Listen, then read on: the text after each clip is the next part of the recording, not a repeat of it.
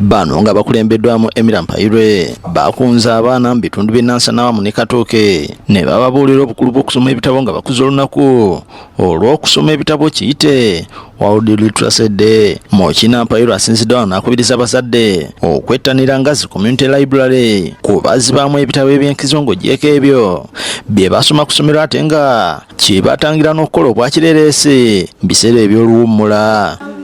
Nga tukola activities ez'enjawulo n'abaana omuli okuyimirira n'asoma ekitabo nga banne bamuwulira, okuyiga okuwandiika n'okwogera sounds kubanga abaana abasinga tebasobola kusoma ezo sounds ate nga yentandikirwa ey'omuntu ng'anayiga okusoma ey'omwana ng'anayiga okusoma kubanga tubadde tufuna abaana nga 3 nga bajja okukozesa ebitabo ebirimu n'okusoma ebitabo byabwe bye baba bazze nabyo.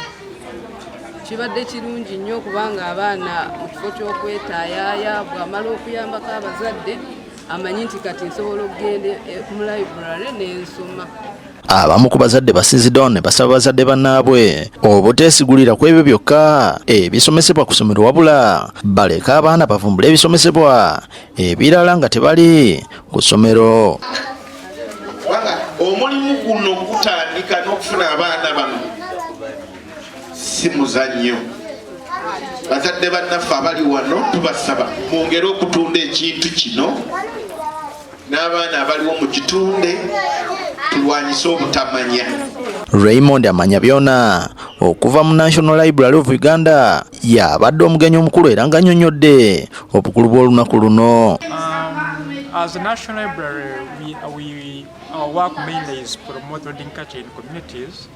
So having International Literacy Day in this community of Nansana, we are trying to see how we can work with communities to promote reading culture within this community.